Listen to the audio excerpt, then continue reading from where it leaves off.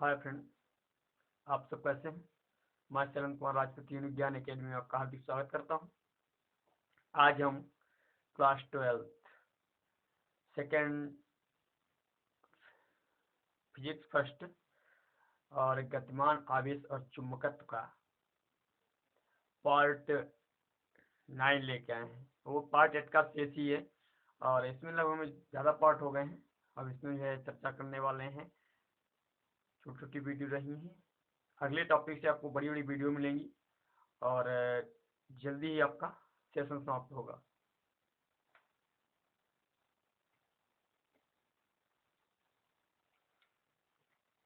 तो हम लोग चर्चा करते हैं।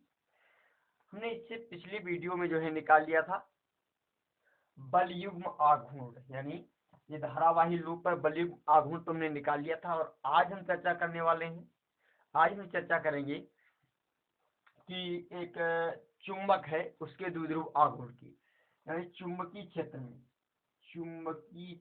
में आप लोग हेडिंग डालेंगे।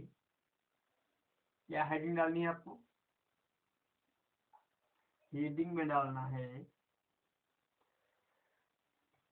हेडिंग में क्या, एक समान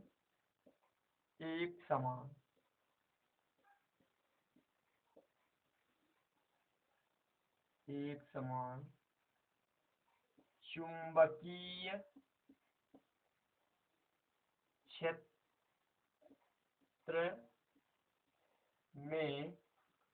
क्षेत्र में चुंबक पर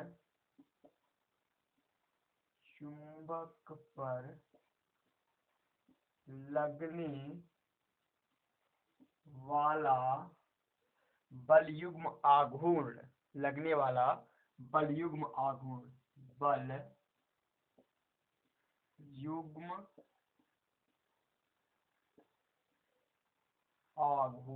इसकी चर्चा हम जो है करेंगे। ये आपको हेडिंग डालनी है और इसमें क्या लिखना है एक बार ध्यान से सुनिएगा। एक समान चुंबकीय क्षेत्र B में एक चुंबक यानी दंड चुंबक है, ये दंड चुंबक चुंबकीय क्षेत्र से थीटा कोण पे रखी हुई है, चुंबकीय क्षेत्र से थीटा कोण पर रखी हुई है। और इससे हमें चुंबक पर लगने वाले बल युग्म आघूर्ण की क्या करनी है भैया? चर्चा करनी है। जो है बल युग्म आघूर्ण की ही जो है चर्चा करनी है हम लोगों को। तो देखिएगा बल युग्म आघूर्ण, तो ये मान लेते हैं n है और ये s है। तो पार्ट 1 में आप लोगों ने पढ़ा था गतिमान आवेश और चुंबकत्व में, आप लोगों ने पढ़ा था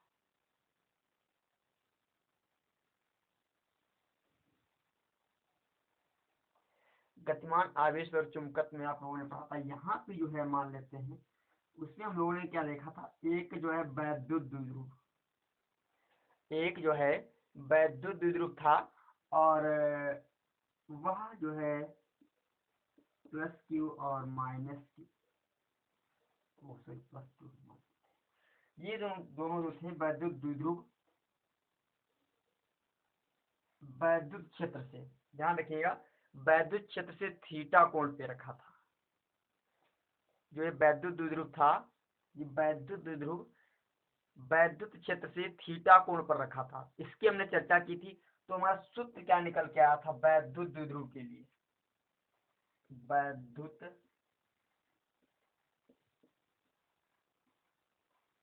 क्षेत्र में रखे वैद्युत द्विध्रुव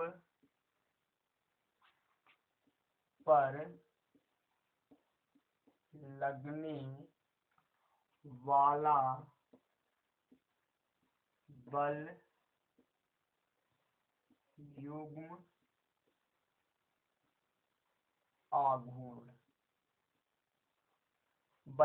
आघूर्ण, जो भाई हमने क्या देखा था, वैद्युत क्षेत्र में रखे वैद्युत द्विध्रुव पर लगने वाला बलयुग्म आघूर्ण। तो जो निकला था टाउ बराबर निकला था P E sine theta, P E sine theta, P E sine theta, ये निकला था बलयुग्म आघूर्ण में। फिर जो आपका पी है, जहां हमारा जो पी है वो क्या भी है, पी वैद्युत द्विध्रुव आघूर्ण है। पी जो है वैद्युत द्विध्रुव आघूर्ण है, वैद्युत द्विध्रुव आघूर्ण, वैद्युत द्विध्रुव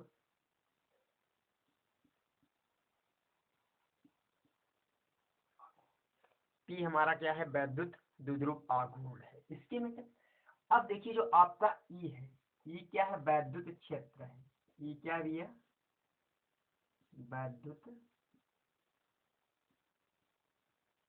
क्षेत्र ई निकाला था। और कल हमने इससे पिछली वीडियो में निकाला चुंबकीय चुंबक पर जो लगने वाला बलयुग्म आघूर्ण, चुंबक यानी धारावाही लूप जो रखा था, धारावाही लूप पर बलयुग्म आघूर्ण निकाला था। तो धारावाही लूप पर जो बलयुग्म आघूर्ण निकला था वो क्या निकला था, चुंबकीय क्षेत्र में, चुंबकीय क्षेत्र में बल युग्म आघूर्ण, चुंबकीय क्षेत्र में बलयुग्म आघूर्ण टाउ बराबर क्या निकला था, ये कल जो निकाला था हमने आई बी ए साइन थीटा, ये निकाला था, ये हमने निकाला था चुंबकीय क्षेत्र में बलयुग्म आघूर्ण। ये हमारा जो निकला था चुंबकीय क्षेत्र में बलयुग्म आघूर्ण निकला था। अब हम इसे करते, ये दिया किसके लिए था, ये केवल एक फेरे के लिए, एक फेरे के लिए, एक फेरे के लिए, ये केवल एक फेरे के लिए था। अब हम कह दें n फेरों के लिए, यदि हम कहते हैं n फेरों के लिए चुंबकीय बलयुग्म आघूर्ण, n फेरों के लिए बलयुग्म आघूर्ण, बलयुग्म आघूर्ण, तो हम लोग क्या करेंगे, इसे n से गुणा कर देंगे। हम लोग क्या करेंगे भैया, इसे n से गुणा कर देंगे। तो देखिएगा टाउ बराबर हो जाएगा n I B sine theta, ये हो जाएगा टाउ बराबर n I A B sine theta हो जाएगा। अब हम देखें ये थोड़ी सी इसे चेंजिंग को, ये बी के आगे ए है, ठीक है, ध्यान रखना। अब देखिए इसे थोड़ी सी चेंजिंग कर दें, ये हम n I A B sine theta लिख दें तो कोई समस्या, कोई भी समस्या इसमें नहीं। अब हम इसे क्या कर रहे हैं, समीकरण 2 मान लें, इसे समीकरण मान लें हम 1। यदि हम समीकरण 1 में देखें, समीकरण 1 में यदि हम देखते हैं तो P क्या है, वैद्युत द्विध्रुव आघूर्ण है, और E क्या है, वैद्युत क्षेत्र है। ये हमारा क्या है, वैद्युत क्षेत्र है। यदि हम यहाँ पे बात करें तो हमारा B क्या है, वैद्युत क्षेत्र है। तो B जो है चुंबकीय क्षेत्र है, B क्या दिया, चुंबकीय क्षेत्र है। जो आपका B है चुंबकीय क्षेत्र है,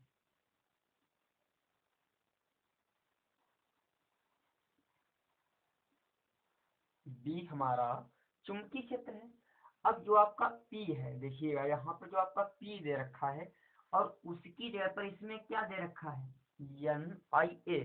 तो हम ये कह सकते हैं जो आपका P वैद्युत द्विध्रुव आघूर्ण था, ये क्या हो जाएगा, ये हो जाएगा चुंबकीय द्विध्रुव आघूर्ण। ये क्या हो जाएगा भैया, चुंबकीय द्विध्रुव आघूर्ण, NIE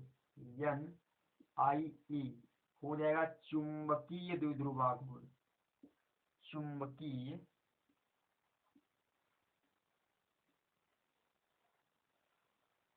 द्विध्रुव, चुंबकीय द्विध्रुव आघूर्ण, ये हो जाएगा चुंबकीय द्विध्रुव आघूर्ण हो जाएगा भैया। अब देखिएगा इसे थोड़ा आगे और बढ़ते हैं। चलो, ये चुंबकीय द्विध्रुव आघूर्ण लिखा। अब यही चीज हम यहाँ देखते हैं। यदि हम मान लें, क्योंकि चुंबकीय द्विध्रुव आघूर्ण को हम किससे प्रदर्शित करते हैं भैया, चुंबकीय द्विध्रुव आघूर्ण को N I A बराबर M, जो आपका M क्या है, चुंबकीय द्विध्रुव आघूर्ण है। चुंबकीय द्विध्रुव आघूर्ण है, चुंबकीय द्विध्रुव आघूर्ण है। तो भैया हम चुम्बक पर बलयुग्म आघूर्ण की चर्चा करने चल रहे हैं। तो चुम्बक पर लगने वाला बलयुग्म आघूर्ण हो जाएगा यम, भाई NI की जगह पर हमने क्या मान लिया है, यम मान लिया है, तो यम हो जाएगा। और B साइन थीटा, ये हो जाएगा चुंबक पर लगने वाला बलयुग्म आघूर्ण। ये क्या हो जाएगा भैया, चुंबक पर लगने वाला बलयुग्म आघूर्ण। चुंबक पर लगने वाला बल युग्म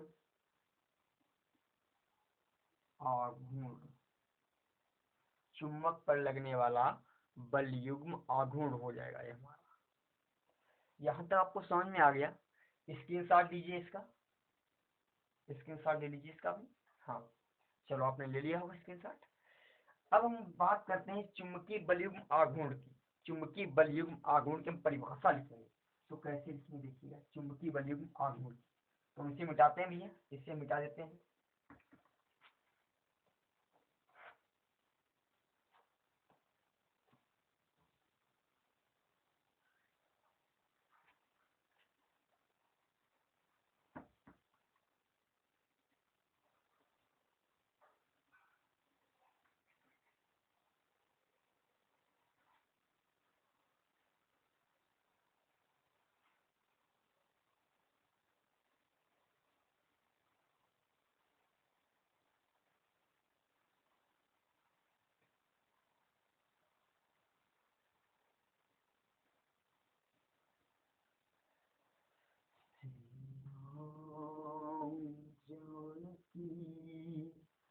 बैठे हैं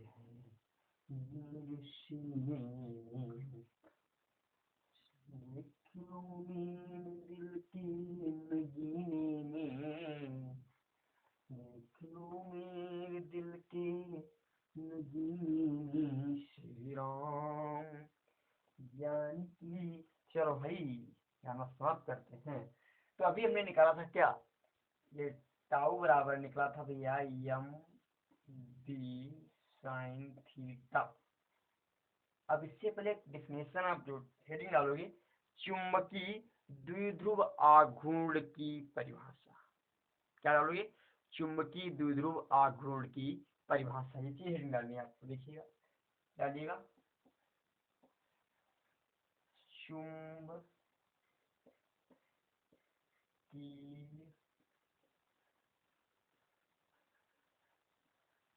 द्विध्रुव आघूर्ण की परिभाषा। ये परिभाषा हम लोग लिखेंगे चुंबकीय द्विध्रुव आघूर्ण की। अरे कुछ ज्यादा सा बेकार बना दिया हमें लगता है। चलो, चुंबकीय द्विध्रुव आघूर्ण की परिभाषा हम लोग कैसे लिखेंगे, तो देखिएगा भाई, टाउ बराबर भी हमने क्या निकाला है भैया, यम बी साइन थीटा। यदि हम b का मान ले यहाँ पर एकांक, साइन थीटा मान ले 90 अंश, तो क्या आ जाएगा, टाउ बराबर यम गुणे 1, और साइन थीटा का मान 90 अंश माना है, तो टाउ बराबर आ जाएगा आपका यम। टाउ बराबर क्या आ जाएगा भैया, यम आ जाएगा। तो यहाँ से हम लोग कैसे परिभाषा निकालेंगे, चुंबकीय, देखिए ये चुंबकीय द्विध्रुव आघूर्ण, ये क्या है, चुंबकीय द्विध्रुव आघूर्ण वह बलयुग्म आघूर्ण है। चुंबकीय द्विध्रुव आघूर्ण वह, ये है चुंबकीय द्विध्रुव आघूर्ण। लिख लीजिएगा, चुंबकीय द्विध्रुव आघूर्ण। चुंबकीय द्विध्रुव आघूर्ण वह बलयुग्म आघूर्ण है, ये क्या दिया, बल युग्म आघूर्ण, बलयुग्म आघूर्ण।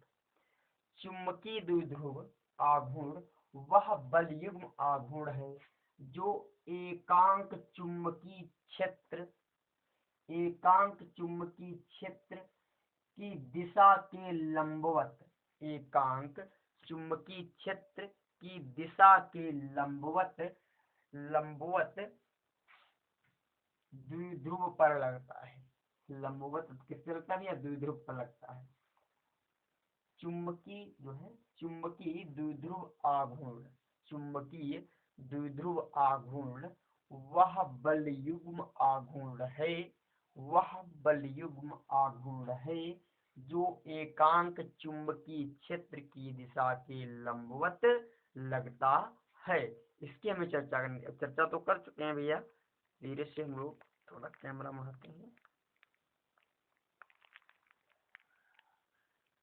ठीक है, अब यहाँ पे लिख भी लेंगे, यहाँ पे चुंबकीय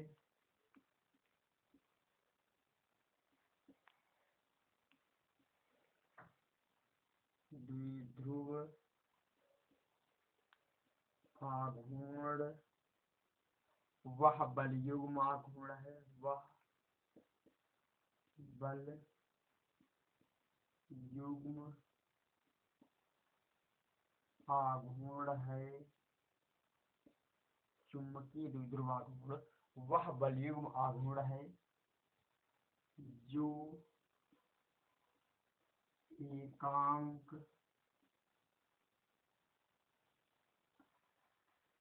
चुंबकीय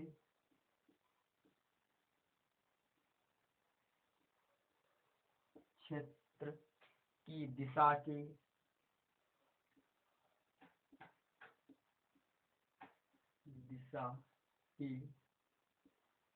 लंबवत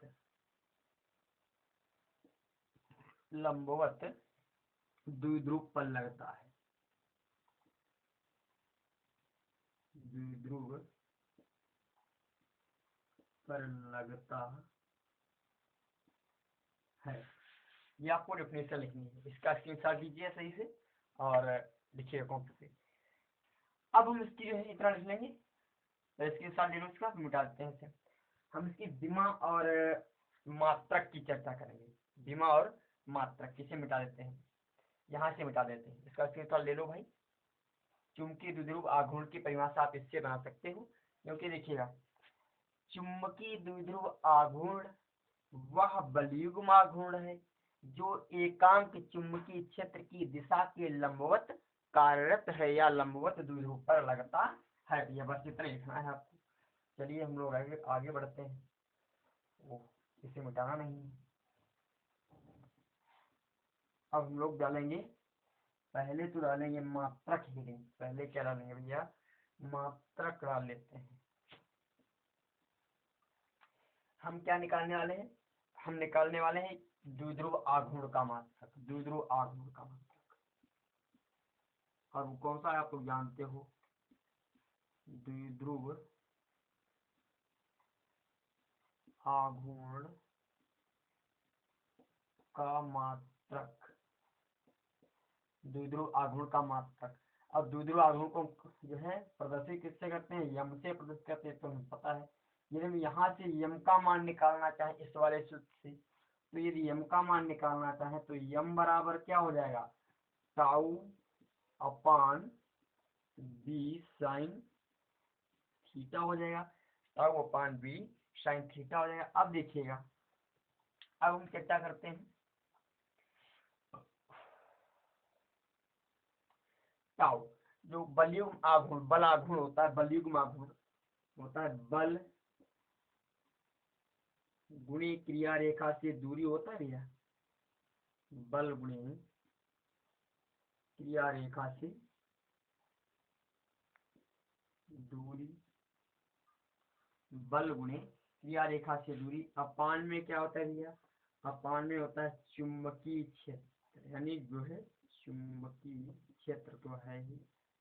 थीटा को हम लोग इग्नोर करेंगे, थीटा को हम लिखेंगे नहीं।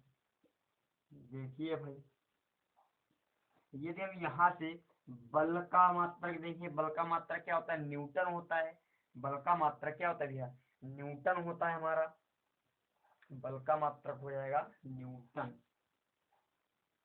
न्यूटन। अब यह क्रिया रेखा से दूरी किस में होगी, क्रिया रेखा से जो हमारी दूरी होगी वो भैया किस में होगी, वो होगी हमारी एग्जैक्टली मीटर में। किस में होगी भैया, वो होगी हमारी मीटर में। देखिए तो गुणे हो जाएगा मीटर, गुणे क्या हो जाएगा मीटर। और चुंबकीय क्षेत्र का मात्रक क्या होता है, चुंबकीय क्षेत्र का जो मात्रक होता है न्यूटन, न्यूटन प्रति एम्पियर मीटर, प्रति एम्पियर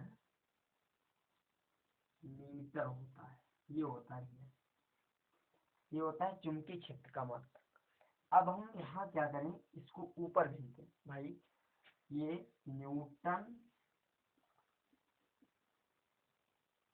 थोड़ा ऐसे समझ लो, ये एम्पियर मीटर ऊपर चला जाएगा। एम्पियर मीटर क्या होगा, ऊपर चला जाता है, न्यूटन से न्यूटन तो कट ही जाएगा, न्यूटन से न्यूटन कट जाएगा। अब एम्पियर और एम्पियर मीटर क्या होगा, ऊपर चला जाएगा तो हो जाएगा एम्पियर, एम्पियर और हो जाएगा मीटर स्क्वायर। इसका मात्रक क्या आ जाएगा भैया, चुंबकीय द्विध्रुव आघूर्ण का मात्रक जो होगा एम्पियर मीटर स्क्वायर। चुंबकीय द्विध्रुव आघूर्ण का मात्रक एम्पियर मीटर स्क्वायर, यहाँ पे लिख लीजिएगा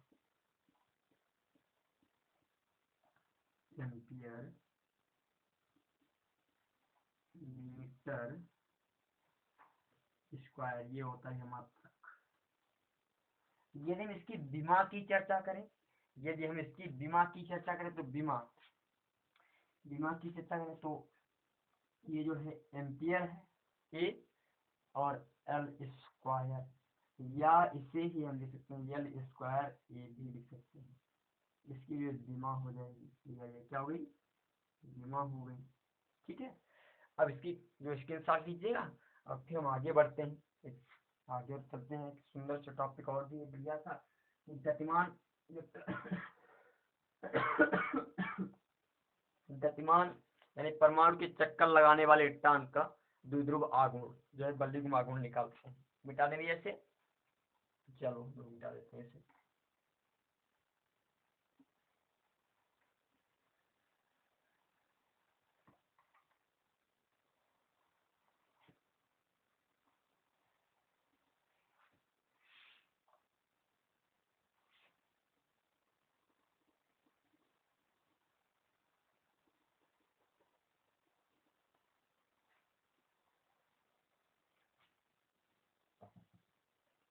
अगली हेडिंग आप लोग डालेंगे, परमाणु में परिक्रमण करने वाले इलेक्ट्रॉन का द्विध्रुव आघूर्ण। परमाणु में परिक्रमण करने वाले इलेक्ट्रॉन का द्विध्रुव आघूर्ण, इसको परमाणु में परिक्रमण करने वाली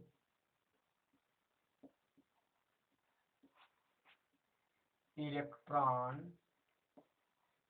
का द्विध्रुव आघूर्ण, ये हम लोग हेडिंग डालेंगे। देखिए भाई ध्यान से समझना इसको, बहुत छोटा सा टॉपिक है। मान लेते हैं ये जो है हमारा परमाणु का क्या है, कहें तो नाभिक है। ये परमाणु का भैया नाभिक है और इसमें इलेक्ट्रॉन हमारा यहाँ पे जो है घूम रहा है, इलेक्ट्रॉन हमारा इस प्रकार यहाँ पे घूम रहा है। और मान लेते हैं इलेक्ट्रॉन यहाँ से यहाँ तक की त्रिज्या दे रखी है, वो आर दे रखी है, कोई इलेक्ट्रॉन घूम रहा है और उसका वेग दे रखा है मान लिया v। तो आपको पहले कुछ चित्र बनाएंगे छोटा सा और उसमें कुछ थ्योरी लिखेंगे। किसी परमाणु में एक इलेक्ट्रॉन r दूरी पर, नाभिक से r दूरी पर v वेग से गतिमान है, उसके हमें चुंबकीय द्विध्रुव आघूर्ण की गणना करनी है। उसके चुंबकीय द्विध्रुव आघूर्ण की हमें क्या करनी है भैया, गणना करनी है। देखिएगा, समझिएगा। माना इलेक्ट्रॉन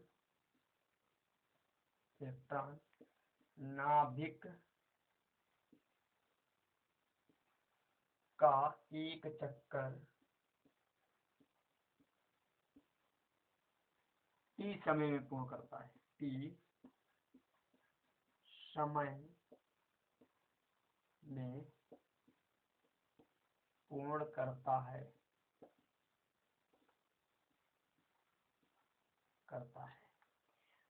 क्या बताया गया है, कोई इलेक्ट्रॉन जो है नाभिक का चक्कर कितने समय में पूर्ण करता है भैया, t समय में।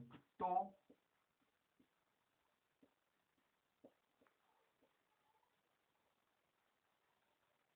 अतः हम ये कह सकते हैं t बराबर होगा आपका क्या, 2 पाई r अपान v। क्यों, क्योंकि t क्या है आपका आवर्त काल, यह जो हमारा t है, t क्या है आवर्त काल,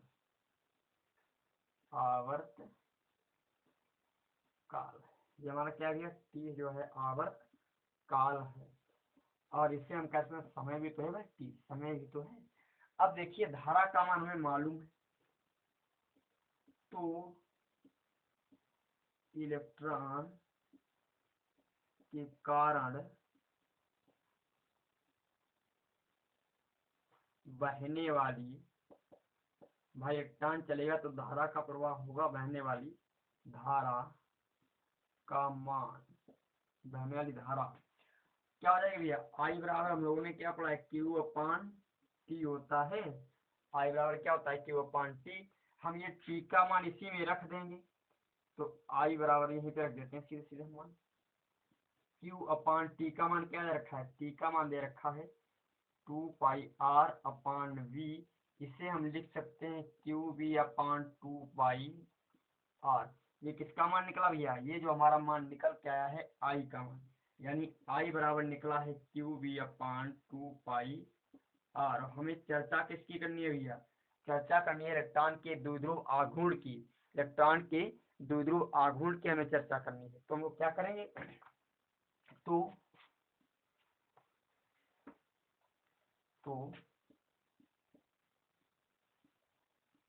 इलेक्ट्रॉन का द्विध्रुव आघूर्ण, आघूर्ण को हम जो है किससे, यम से नोट करते हैं भैया। यम बराबर क्या भी निकाला था, एन आई ए, यम बराबर निकाला था एन आई ए। तो यम बराबर हो जाएगा, यम का तो मान मालूम नहीं, आई का मान यहाँ पे रख दीजिए Q B 2 pi R, 2 pi R रख देंगे। यदि हम बात करें, यदि हम यहाँ पे बात करें ए, और ए क्या है, इसका पूरा क्षेत्रफल। तो वृत्त का क्षेत्रफल क्या होता है, वृत्त के क्षेत्रफल का सूत्र होता है, दिखाई पड़ रहा है, दिखाई पड़ रहा है सभी को।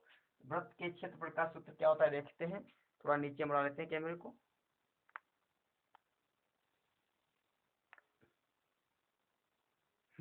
वृत्त का क्षेत्रफल यम बराबर होता है m into q B upon 2 pi r, और वृत्त का क्षेत्रफल होता है पाई आर स्क्वायर, पाई से पाई कट जाएगा, आर से आर, ये घात कट जाएगी, तो हमारा क्या आ जाएगा भैया, ये यदि हम देखें तो ये ओ यहाँ पे ये यन है, यन यन यन, तो यम बराबर आ जाएगा n q v r, n q v r upon 2। ये क्या है भैया, ये जो आ जाएगा यन चक्रों के लिए, किसके लिए भैया, यन चक्रों के लिए द्विध्रुव आघूर्ण, ये आएगा आपका यन चक्रों के लिए, यन चक्रों के कारण द्विध्रुव आघूर्ण, द्विध्रुव आघूर्ण आएगा। यदि हम एक चक्कर के लिए बात करें, यदि हम क्या करें एक चक्कर के लिए यहाँ पे बात करें तो आपका ये क्या होगा भैया, ये जो हमारा दे रखा है यहाँ पे जो है हमारा यम जो है चला जाएगा, तो आपका यम बराबर क्या आ जाएगा, यम बराबर आ जाएगा क्यू वी आर अपान 2, ये हो जाएगा एक चक्कर के लिए, किसके लिए भैया, एक चक्कर के लिए, एक चक्कर के लिए। ये किसके लिए आ गया भैया, एक चक्कर के लिए आ गया। चलो यहाँ तक आपको समझ में आ गया है, इसका स्क्रीनशॉट लीजिए अच्छी तरीके से। फिर हम एक इस पे आके क्वेश्चन लगाते हैं, फिर हम इस पे एक आके क्वेश्चन लगाते हैं। चलो इसे मिटा देते हैं, स्क्रीनशॉट ले लिया है आपने। चलो वही पकड़ लेते हैं बार बार है।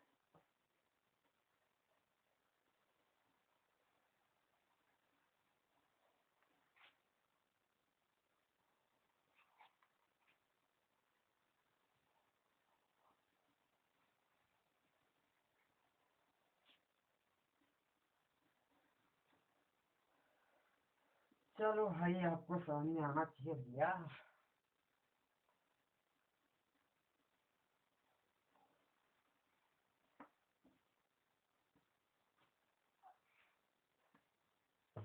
क्वेश्चन लिखिए, परमाणु में नाभिक, देख लेते हैं परमाणु में नाभिक के चारों ओर, क्वेश्चन दिखाई पड़ रहा है, चलो यहाँ पे देखते हैं। दिखाई पड़ेगा, परमाणु में नाभिक के चारों ओर, परमाणु में नाभिक के चारों ओर, परमाणु में नाभिक के चारों ओर 6×10⁴ मीटर प्रति सेकंड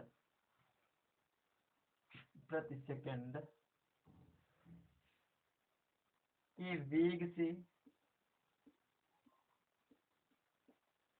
वेग से 0.5 एंगस्ट्रॉम, 0.5 एंगस्ट्रॉम त्रिज्या के कक्षा में, त्रिज्या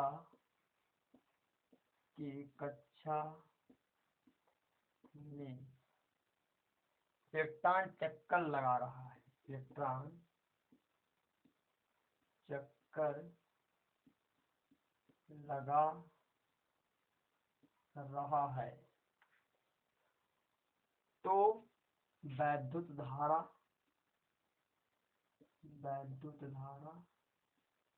तथा चुंबकीय द्विध्रुव आघूर्ण ज्ञात करो, तथा चुंबकीय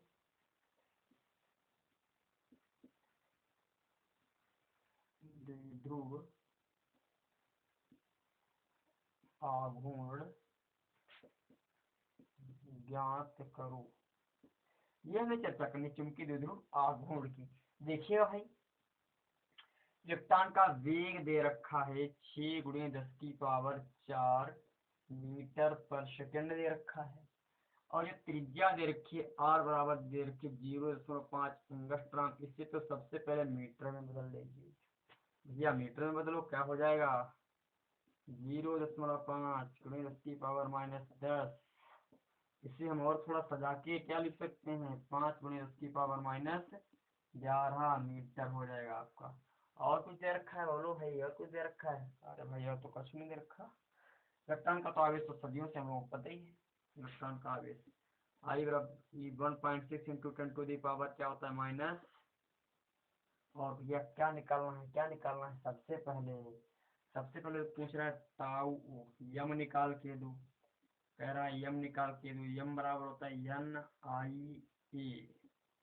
मीटर से चक्कर लगा रहा है, हमें जो है सिर्फ एक ही चक्कर के लिए निकालनी है, एक चक्कर के लिए कैसे निकालेंगे, तो देखो भाई,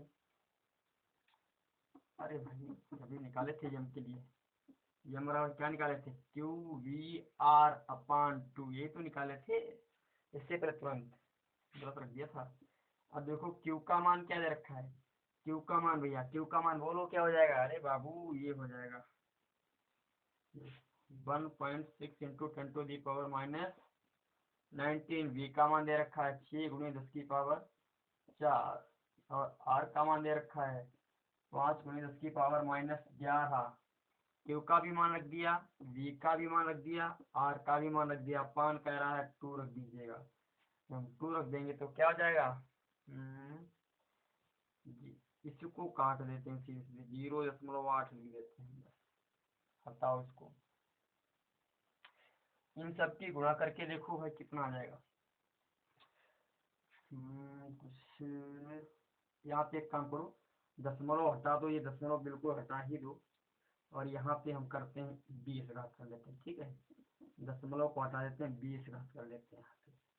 अब देखो सीधी सीधी गुणा हो जाएगी, 6 पंचे 30, 5 6 पंचे 30 हो गया, और 3 अट्ठे 24, कितना आ जाएगा 240। कितना आ जाएगा भैया 240।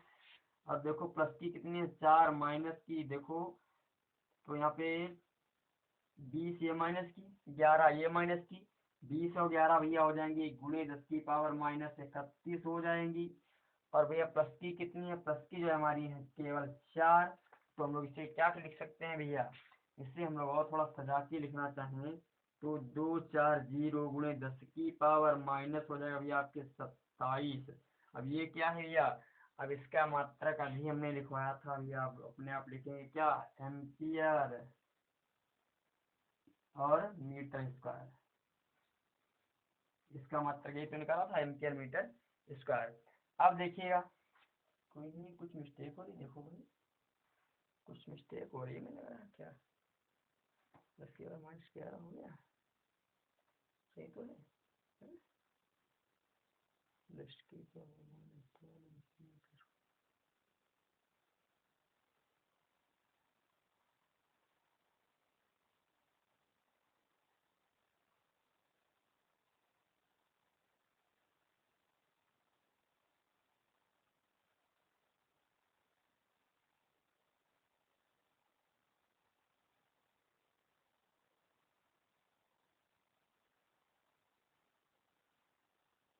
ठीक तो है यही। अब देखिए भाई, अब इसने पूछा धारा का मान, तो धारा बराबर क्या हो जाए, धारा बराबर निकाला था भैया, आई बराबर हमारा निकला था, क्या निकला था भाई बोलो, धारा आई बराबर निकला था QV/2 पाई R। तो क्यू वी का मान देखें 1.6 इंटू 10 टू दी पावर कितना हो जाएगा 19। वी का मान 6 गुणे 10 की पावर 4 बट्टे 2 गुणे 3.14, 5 गुणे 10 की पावर -11। किसका मान है, आर का मान रख दिया। ठीक है, ये आर का मान रख दिया। देखिए आगे, 2 से हटाओ, इसे 0.8 करो, और कुछ कटने पटने वाला है, देखो भाई देखो कुछ कट रहा है। दशमलव हटा दो, यहाँ पे 20 कर दो सीधे सीधे। ठीक है, ये भी हटा दो, यहाँ पे कितनी रखो, केवल 9 रखो, माइनस की 9 रखो। अब ये भी हटा दो, यानी हो जाएगा 8 गुणे 10 की पावर -5 बच्चे, ये तो बचा, बटे 3.14 गुणे 5। भैया इन सब की जब आप गुणा करोगे तो लगभग में आपका आएगा 0.305, 0.305 गुणे 10 की पावर -4 एम्पियर आएगा। ठीक है, अब इतना आप लोग जो है अच्छी कैलकुलेशन अपने आप कर लेना। अब हम देखते हैं एक और टॉपिक की ओर चलते हैं, फिर हम सेशन आज का समाप्त करेंगे सेशन। चलो पहले आप लिख लीजिएगा।